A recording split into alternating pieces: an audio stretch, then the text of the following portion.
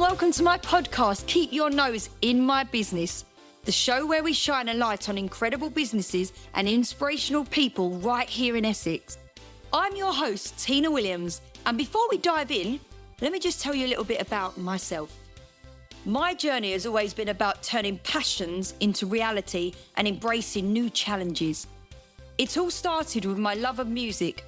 I'm a singer at heart, and performing taught me the power of storytelling and real human connections. From there, I stepped into teaching as a driving instructor, helping people gain their confidence and independence on the road. There's nothing quite like watching somebody get their license and the freedom that comes with it. I've also been investing in properties since I was 18, which has given me a solid understanding of business, resilience, and long-term vision. And of course, I'm the proud owner of On The Latch, a business that combines my passion for creativity and community spirit. And we even won Best Cafe in Essex 2024. Running my own business has shown me just how much heart and hard work goes into building something from the ground up. On top of all that, I'm a proud mum of two amazing boys who keep me inspired and motivated every single day. All of these experiences, from music and teaching to property and business ownership, and of course motherhood, have given me a unique perspective on what it takes to build, grow and thrive.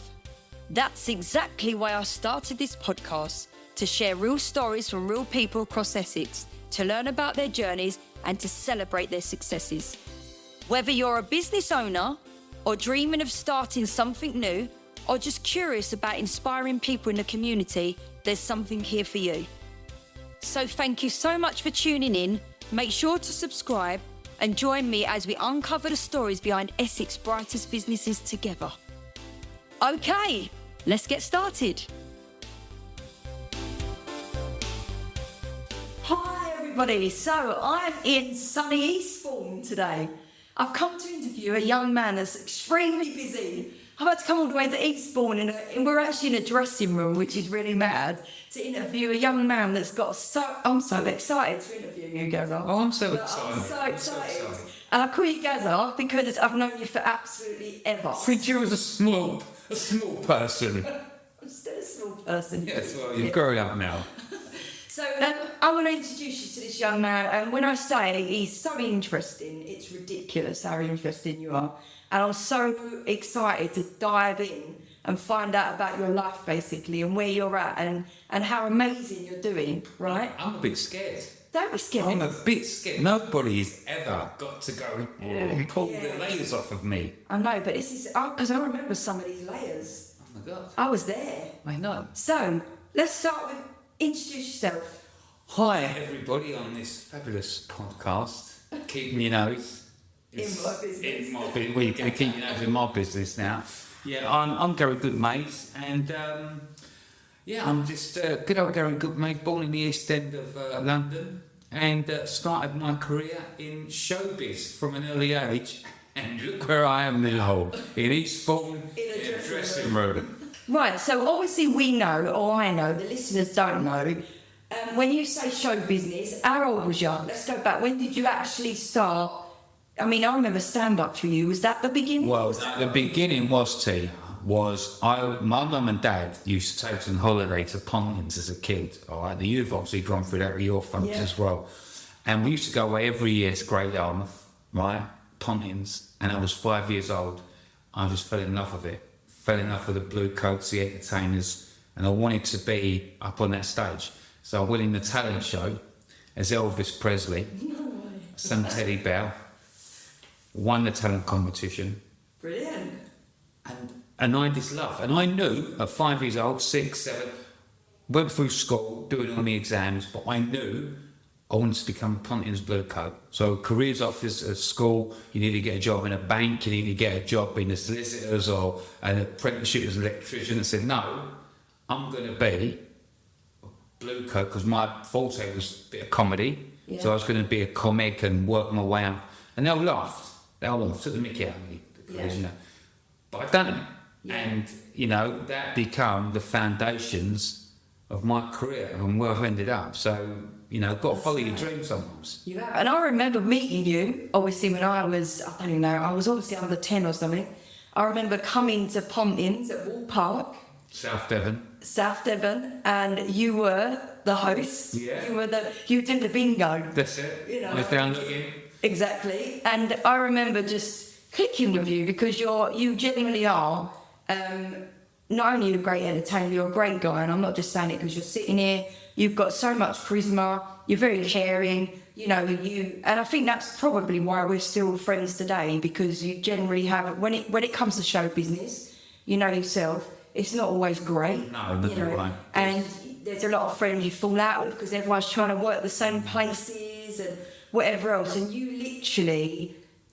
are so thought of in this circuit. Like, whenever I mention your name, everyone goes, "Oh, he's lovely." It's lovely. But I think it's who you are as a person. I mean, I suppose I've got a big affection for your family because I'm meeting you as a kid and your little brothers. And one of them wasn't even born in at the time, but then your other brothers as well. And more growing up, I suppose, in my life, there's a lot of people you've met and you've worked with, but your family always seemed to be a constant in. I haven't seen you for 5-10 years, I don't think it was as long as that. No. Maybe 12 years.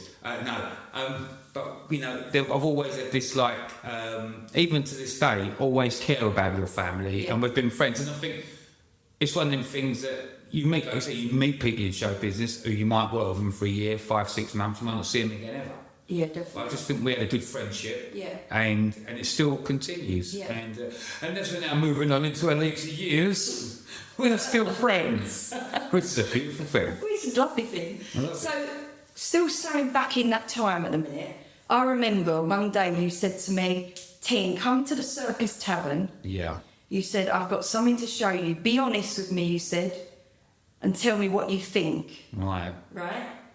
And I don't know if you remember saying it, but then Freddie was born. Yeah. So explain to the listeners how that all happened. Yeah, so I'd been in the Pontins holiday camp, and I'd done that as a blue coat. I'd moved up to entertainment manager, and I run Pontins Campus Sands, which was great. I was the youngest entertainment manager Pontins had had, so it was all great for me. But there was, in anything you do, there's always a lot of backbiting, a lot of jealousy. And I pretty much knew my time was coming to an end with all that. Yeah. And I got a job as a comic in Jersey. Yeah. When I went off in a touring show in Jersey in the theatre. And I was just thinking, okay, so I'm doing impressions. I was doing all the, the old school stuff what people were doing, the one-liners and the gags. And I had this thing about doing Freddie Mercury. Yeah. And I thought, I was a bit chunkier at the time. But the tribute industry hadn't really kicked in. There was a bootleg Beatles, the Beatles band, who were doing really well, but it wasn't Queen, there wasn't people doing Rolling Stones at the time. Yeah. Just at the right time, I thought, here we go.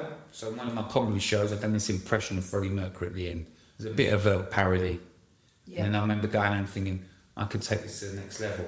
So when I said to you about coming to see us, I think that would have been maybe, I'd kept it secret, I'd done a lot of rehearsing, maybe that was about 2 years into it, maybe 2 years we'd been with the band, and then I think when we'd had the band together, one of our first big gigs was the Circus Tavern, and anybody who's from the Essex area will know the Circus Tavern. It was a big thing at the time. If you played the Tavern, it was one of the biggest accolades to do. Yeah, definitely. But you're coming down, I think we had about 1,200 people there. Yeah. It was banged out. And I remember us and not just me, it's collectively, the band was fantastic. Yeah. And then that was our springboard really, and then suddenly, what did you think about it? That was the question. Honestly, well, this is why it stands out.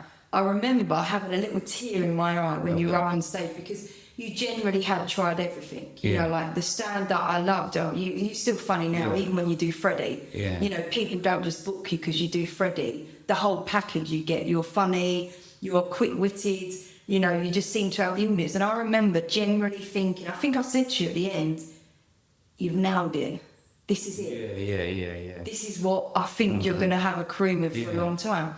And how many years have you been doing Freddie?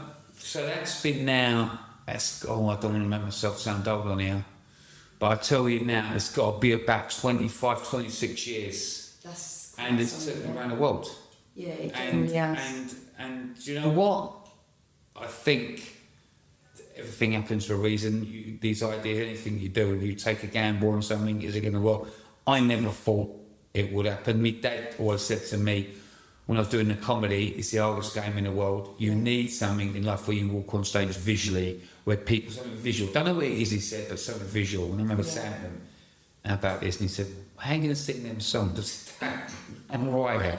And I remember him saying it, going, oh my God, you've hit the thing. Yeah. What's going to, going to do well with you? Yeah. But again, put a lot of hard work into it. It's like anything you do, you've got to really graft. And but there we are. So, yes.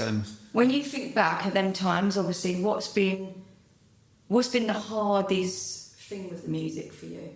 Because there must have been times where, not being horrible, you work a lot.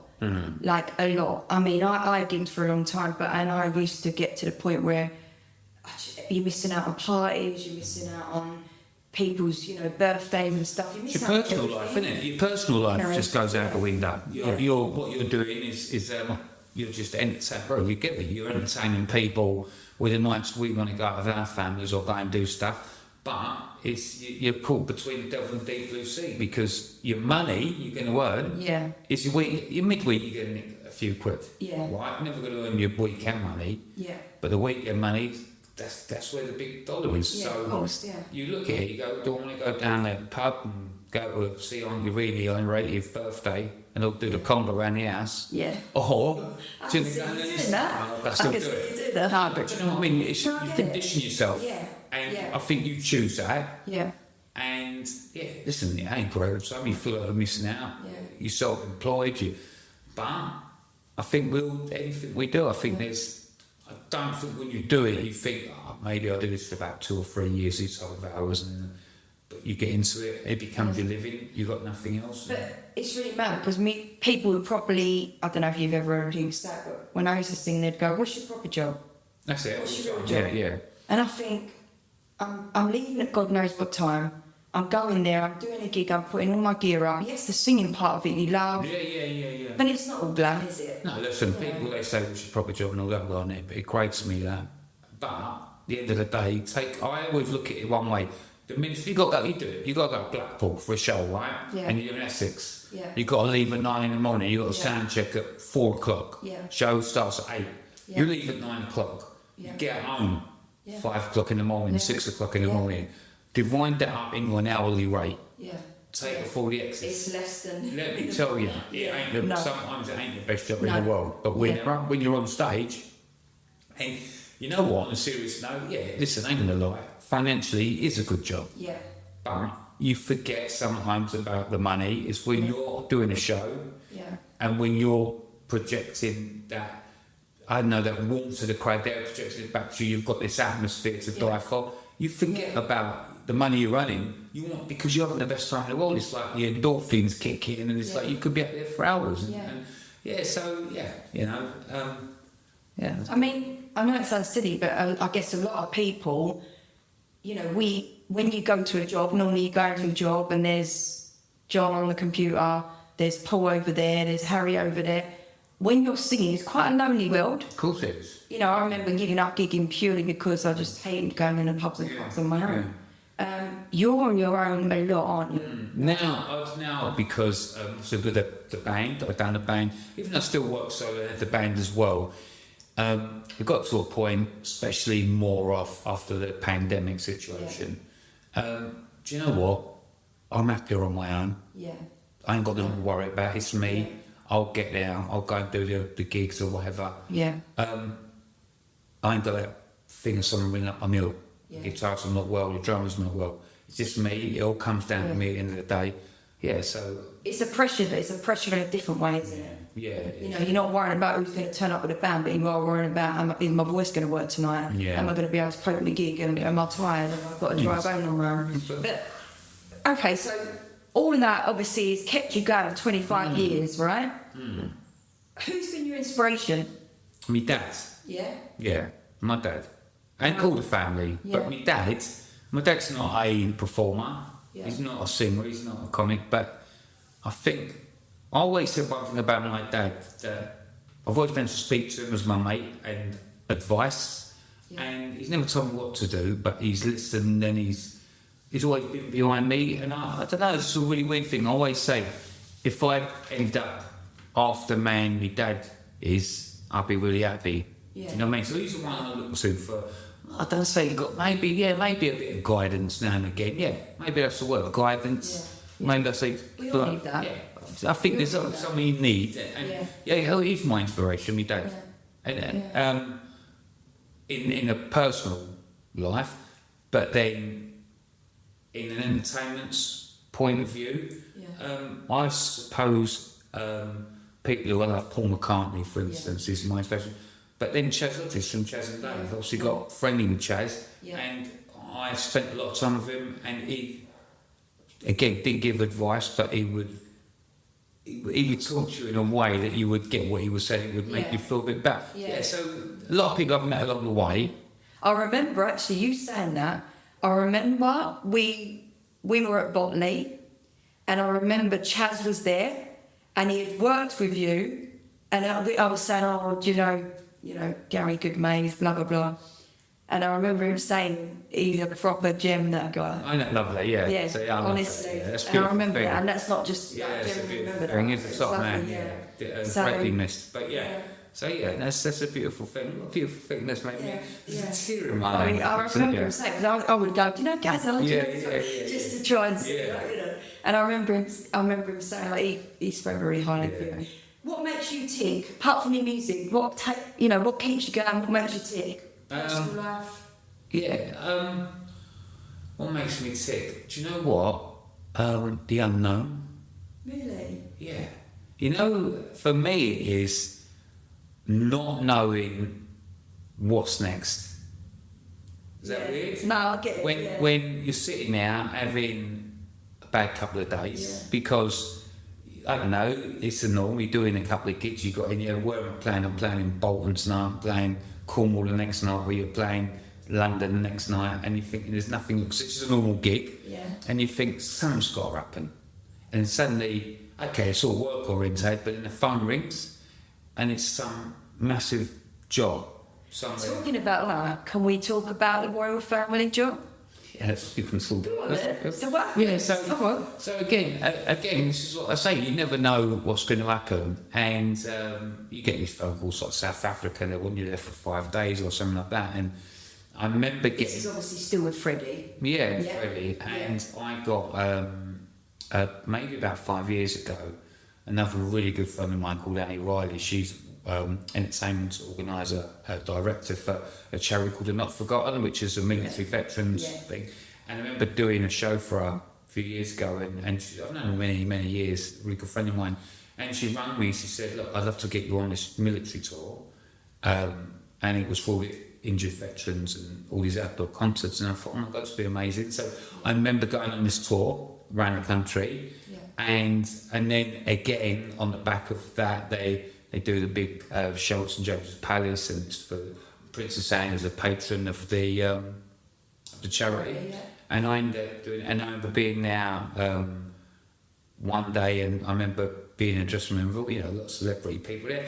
It don't bother me what celebrities are around, but I do remember Russell Watson sound checking before me, and he came up and said, "What am I bothered doing with sound check in front of you, in front of?"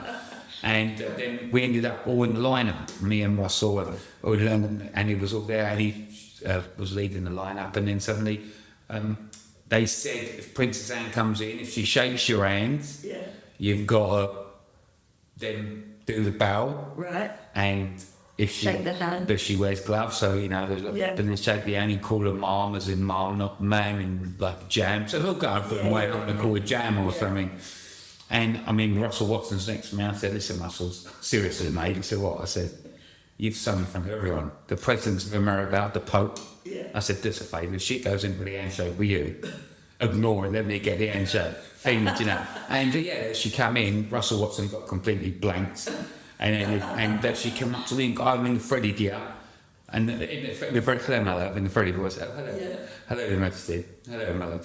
And I got the handshake, and it was caught on the photos. A thing about that was we had a little chat. She made a little comment, and I said, "Are you looking forward to performing?" I said, "No, I thought I was here to wash up all the dishes in the kitchen." And he said, "We have a very nice kitchen." Small talk, but I looked at her. And I think about that, I remember the photo when it came out, and I'm like, oh wow, But well, my mum loves the royal family anyway, loves Princess Anne. So when my mum saw the photo, actually I think she cried, my son. So it's a beautiful memory. Yeah. You know, it's a bit, son for royalty and, so it's and they're the type of things that I'm saying. When that phone rings, you don't know what's going to happen. Yeah. And that's what makes me tick. So is that your biggest achievement, or is there anything else you can think that tops that? Singing in front of the whole family? No, do you know what? There's been loads of things that have happened personally and professionally. You know what? When I'm laying there on my last breaths, I'll pick one out. Okay. Because I've still got a lot more to think of. You got a lot more to do. You know what I mean? Freddie Mercury's not dead. No, he's not gone yet. I've still got a lot more, as in what I do. I've still got a lot more to play for, so I won't give you the answer yet. But there's been a lot of great things that have happened. Yeah, that's and the good overweigh the bad. Yeah. So, going from the music. Yeah. How have you ended up in this new business that you're doing? Okay, so... Tell us what the name of it is. Okay, so I work with a company we call G&I Spirit Group. Yeah. So two of my really good pals, again it relates back to the show business side. Yeah. I'd worked at their venue, cabaret venue for 22 years. Yeah. As Freddie Mercury. Become great friends. I mean, I say great friends, we're like brothers, really close. And so a good couple of years ago, I was taking stock of different things in my life, I'd gone in to be a celebrant at finals, and that was the thing. I'd done all the exams, and that was what I thought. Okay, I'm a good talker. I'm the one when someone dies, they always ask me to speak. Yeah. Well, that's what. Why not nick a few quid? Do you know what I mean? Where's the most money? Right? Money's in drugs, pornography, and death. Right? So I went down the death route. Right?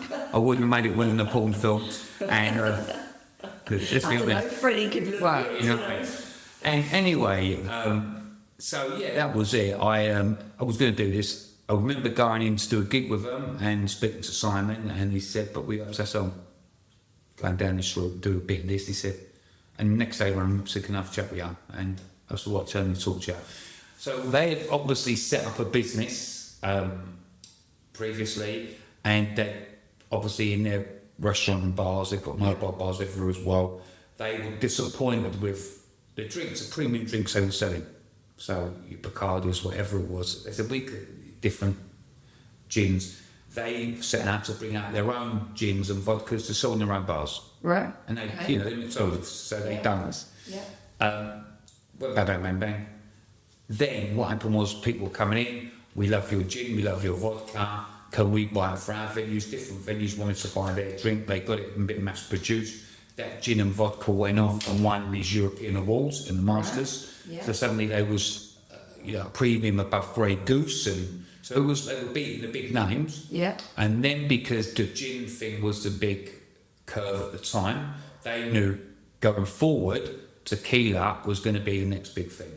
So then they went off, bought out, designed a chocolate cream tequila, a strawberry cream tequila, and a coffee one. Bang, bang, bang. Which, for the listeners, I'm not a drinker. No. But I've tried it. Yeah. And it is something else.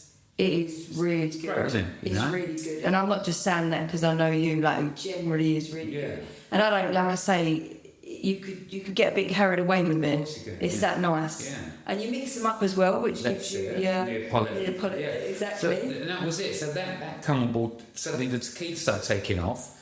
In the time then, what had happened was they broke into India, so it was going really well in India. Things had really ramped up a lot. Yeah. Then I remember Simon said to me, he said, "Look, we're businessmen, we're mixologists, with this and that," and they've all got their talents. There's Simon and Rupert and Gino's the one directors, and Terry, the marketing manager, a great team. And they said, we want to work for us. We need you to come on board. Yeah. And I was like, I don't know. I've got so much going on. Yeah. But then I thought, do you know what? They're like family. That's what we're like. And I shadowed Simon a little bit. And it's like, you still hate your comfort zone. Yeah, of course, yeah. And then you thrive in it, and then before you know it, this whole lorry that was going along their way they were going, this lorry was going down the motorway, And I thought, well, what can I bring to the company? I had a lot of contacts and different ideas as well. And I think gradually we all got together and we turned slowly back a different direction, went more of a showbiz route with it as well, with PR companies, celebrity people involved. And then we just grew and grew. We got into America, India, we got into the Middle East, China we're just going into now, we're in the Caribbean. So suddenly it's gone from, gone from a singer, well I'm still singing, but suddenly now I'm a director within the drinks industry. Are you struggling to juggle it, or are you coping? Because it is a lot of hours with a singing, isn't it? Yeah, it's crazy. We're doing days in the office, I'm leaving the office, going for gigs, balancing it out as much as you can. But we're on to something, you know, and this is like maybe to go and work with these dynamic people with a great product, which we've got. I'm not just saying it is a great product. And it's breaking down doors with a little company. And it's David and Goliath. You've got the big Diageos and your big drinks companies with the little boys and girls, and we're not gonna. We're disruptors. We're getting in there, and we're knocking doors down, and it's a great feeling. 100%. So, what's the name of the product? Okay, the product is we are the Gino Spirit Group, and our product is Miss Amigos. Okay, tequila. And we have Miss Amigos Strawberry Cream Tequila, Miss Amigos Chocolate Cream Tequila, Miss Amigos Coffee Tequila. We have our Miss Amigos Straight Chocolate Tequila, and Chocolate and Lime, which is beautiful. Wow. And we've got our own range of cocktails as well. So where have you managed to get these drinks into? Where are you, where has it gone so far? And obviously I know it's gone, it's just, just seems to be going across the world. We've got around the world with it. The problem is, the reason we've gone European and worldwide is because, as much as I love our country, I think it's the brightest country in the world. Business-wise, we get stung. We're getting, whatever you do, unfortunately, some man who's in charge, and there'll be people listening to this, so most people behind Mr. Starmer. But it's killing. It's making it hard. It's making it hard. So, in fact, without being rude, everyone I've interviewed is sort of, whether they say it on the mic or whether they say it after, is just saying that some of these new, things that are being forced upon us as business owners is generally, wages going up, everything is just coming down to going against the business owners. Of course it is. Well, you're a business owner yourself. And how double R it is now. So it's a tough world out there. But again, you have to keep getting that down. Keep battling on. And it's always, again, it's my fault. Like I said to you earlier on, what makes you tick? And I say to the boys and girls in the office out, their next phone call could be the biggest deal coming in. Of course. And it happens. Today, even before this podcast, right, today doing this, I had a phone call, something happened in the business which it brought everyone up today because something happened, and that's it. The phone call, bang, and that's what we do. I was just going to say to you, what's been your biggest achievement so far with this business? Because obviously with the music, it's a totally different business you've got into. Like when you came round and you said you would do this, I was thinking, what's he going to do next? So what's making you buzz in that office at the minute? You know what makes me buzz? I tell you what really made me buzz when you get that feeling. Say for instance, when I go up on stage and get that, the building's rocking and they're having fun. I remember me and Simon, who director, we went off to America, Miami, and we were doing this big food and beverage exhibition where it's like the early on exhibition, but everybody's with their drinks there, and you've got your own store, we're doing it, and all the suppliers come around, they want to come around and taste. And I remember Disney Cruise Line's coming over, right. And they had a little taste, it was a good chat with Disney. And, are they pulling your leg? So we'd like this on our Disney ships, tequila, the strawberry tequila, and one of the cocktails. And then within about 3 weeks, we're shipping 7 ton to Disney from Miami, going down all the ships. Wow. Which is ongoing. And when you get that, it's like, my God, we've just smashed a massive deal with one of the biggest companies, Disney. Yeah, it's amazing. And when you get that, it makes you jump. It makes you so excited. So and again, big deals happen, and you think we're on the right road. So we're doing something right. 100%. And that's all you can ask for. 100%. So what does the future look like for this company? What do you think? I mean, How long has it been running now? Okay, This particular 6 group? years. 6 years. Yeah. 6 years, and we had a plan, and the plan is, going to plan. We're getting through it, the different markets we're getting into, where some places, some different drinks companies haven't got in them places. Yeah. We've managed to get a footprint in them, and we're pushing on. We have got a plan.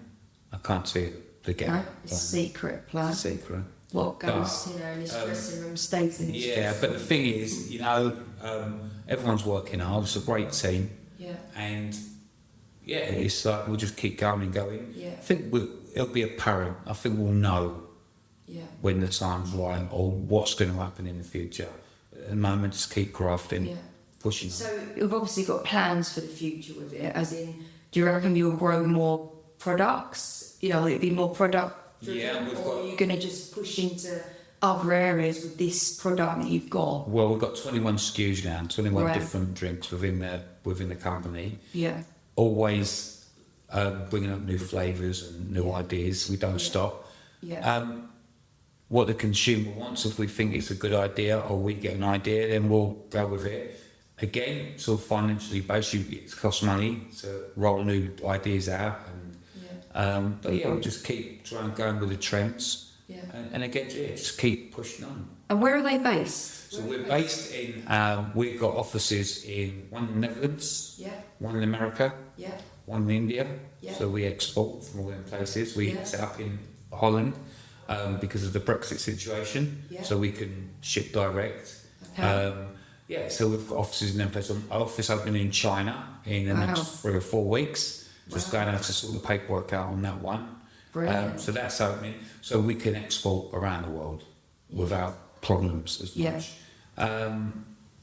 So for somebody that obviously is listening to you thinking, God, one minute he's calling bingo, next minute he's doing stand-up, next minute he's doing Freddie Mercury and taking that literally around the world, but you have, credit to you, you genuinely have. I mean, people go tribute acts, but you genuinely have, you've upped the level with this. Like Freddie Mercury, you've been so busy with.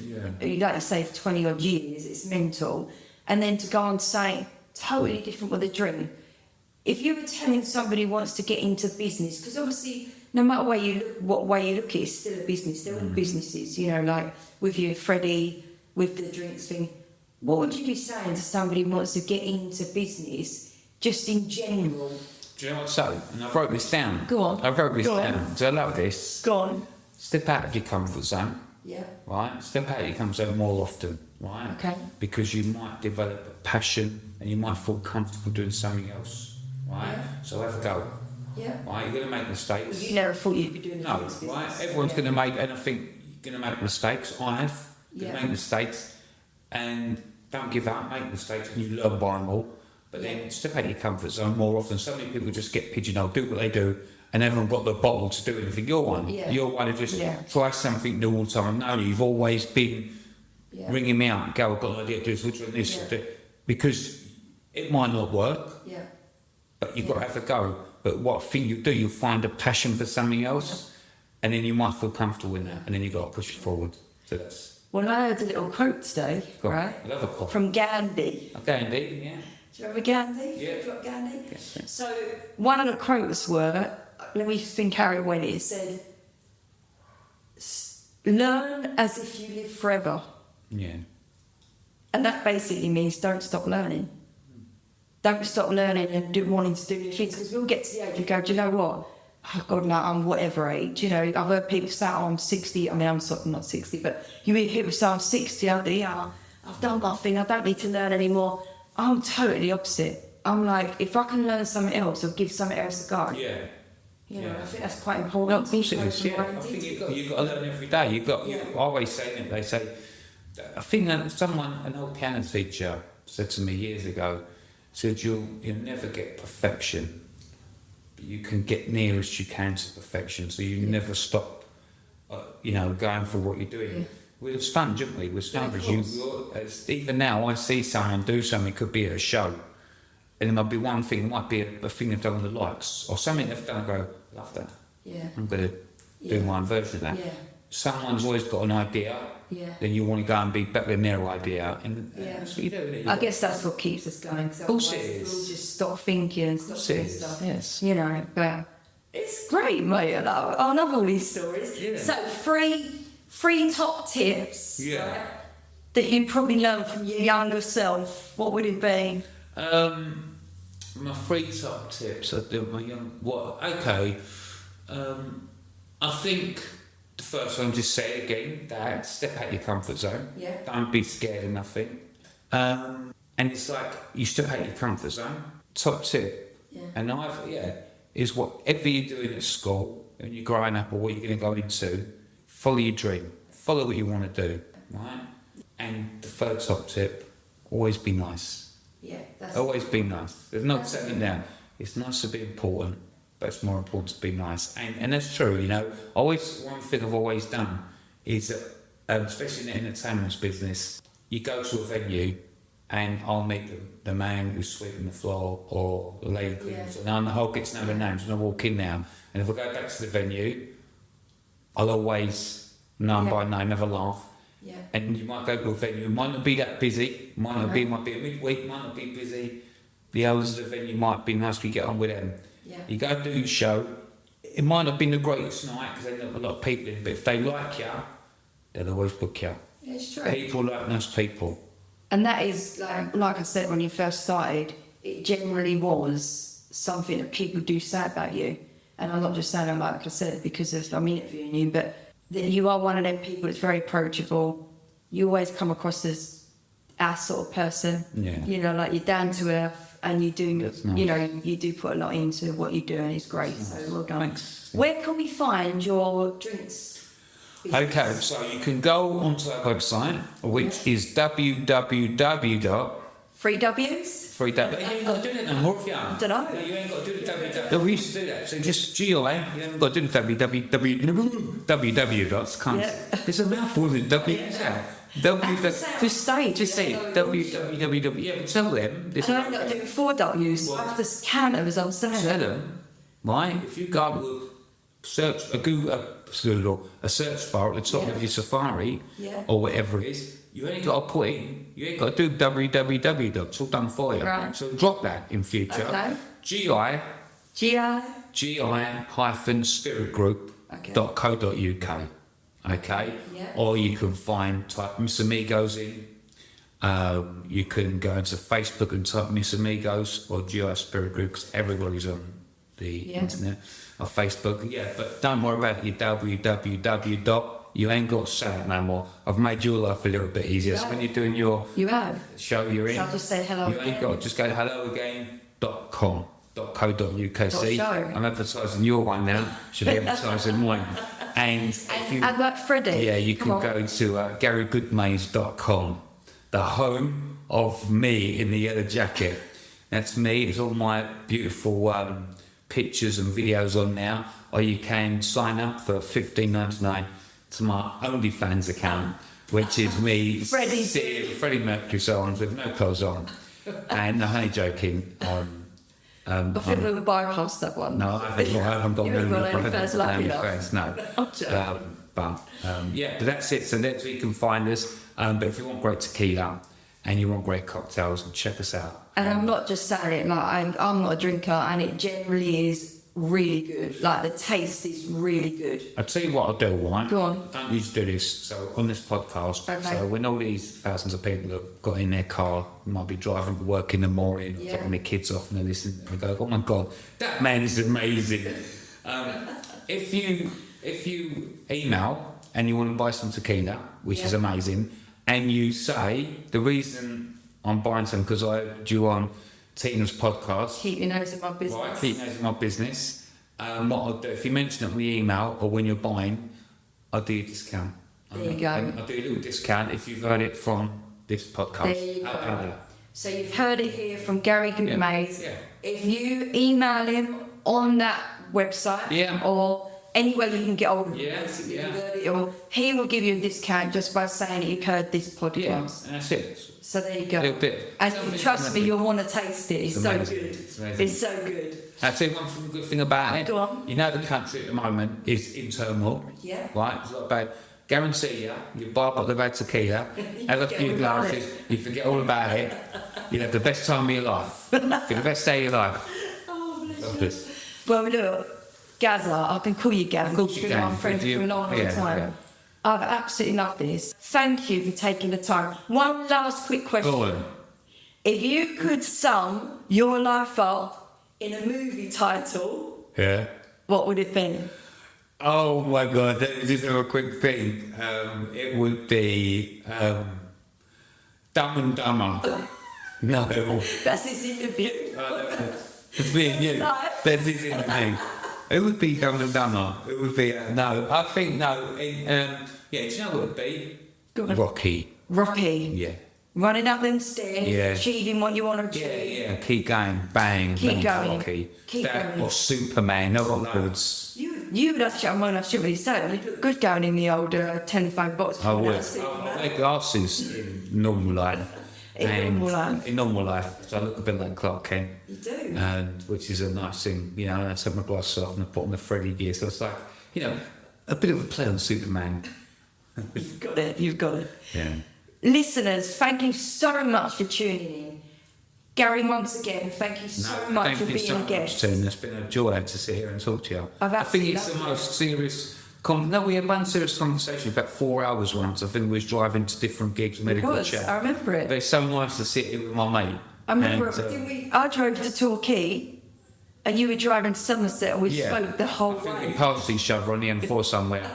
But no, so lovely to speak with your friend. And yeah, it's lovely. So it's been, thanks so much for driving down to meet me today. That's all right. And I will sing you a song tonight. It's a pleasure. Yeah, I will sing you. Thank you so much. Enjoy the show tonight. That's what song I'm going to sing for you tonight. Go and ask you, what song are you going to sing for me tonight? Fat Bottom Girls. It's only a joke. Joke. I was going to say we are the champions. Or in Spanish, somos los campeones, mi amigos. Just for you know, I'm bilingual. I said bilingual. Well, I'm going to go because you've got to get on stage. I know, I've got that Freddie. Wait, go on. Thank you so much. Enjoy your show tonight. Thank you. Sell lots of Amigo. It's amigos. It's Amigo. Thank you. Hope you sell loads of them because it is beautiful. Thank you for your time and hopefully we'll catch up soon. Love you guys. Love you too. Bye-bye. Thanks. Bye. Well, that's it for today's episode of Keep Your Nose in My Business. Thank you so much for tuning in. I really appreciate you spending your time with me. Don't forget to hit the subscribe button so you never miss what's coming up next. Until next time, take care. And remember, keep your nose in my business.